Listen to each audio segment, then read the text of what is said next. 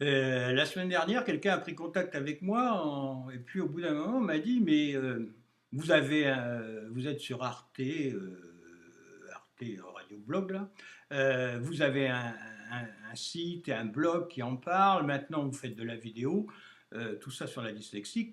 Mais qu'est-ce que vous allez nous vendre à la fin?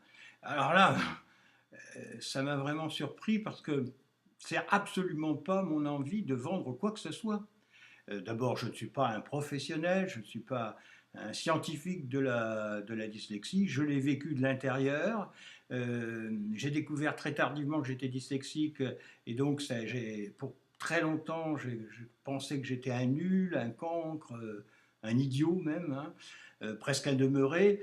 Et ce que je veux, c'est, bon, ben maintenant que j'ai un peu de temps, j'ai ralenti mes activités, ben j'essaie de donner quelques conseils, enfin de montrer comment je l'ai vécu, comment je le vis, et mon but, c'est d'éviter que des enfants souffrent autant que j'ai pu souffrir de cet handicap, de combien de fois ça a fait pleurer mes parents et ça m'a fait pleurer moi-même. C'est combien je me suis dévalorisé. Bien sûr, un dyslexique, c'est bien connu, ça vit plus dans le présent que le passé ou le futur, mais malgré tout, quand je regarde un film où un enfant, je me souviens d'un film anglais où un enfant voulait être danseur, et puis son père voulait qu'il soit boxeur. Moi, mes parents, ma mère souhaitait que je sois toubib et mon père souhaitait que je sois ingénieur. Donc vous voyez un peu le handicap. Eh bien, ça me fait pleurer. C'est-à-dire je pleure immédiatement parce que je me remets à la place de cette... Je revis les émotions de cet enfant, je revis mes propres émotions. Dieu sait si c'est blessé à vie à cause de ça.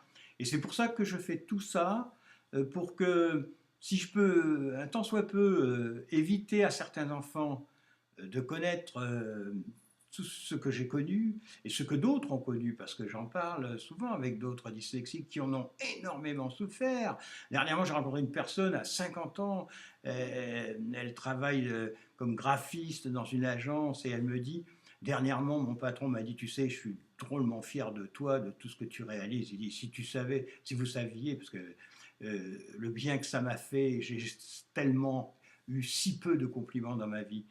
Donc, beaucoup de personnes en ont souffert, on a fait des progrès, et si moi je peux aider un peu, ben c'est simplement mon but, je n'ai rien à vendre, et je reçois les personnes de téléphone, je les encourage, etc., mais c'est gracieux, hein, et c'est normal, si je peux donner ce que je n'ai pas reçu, bien j'en serais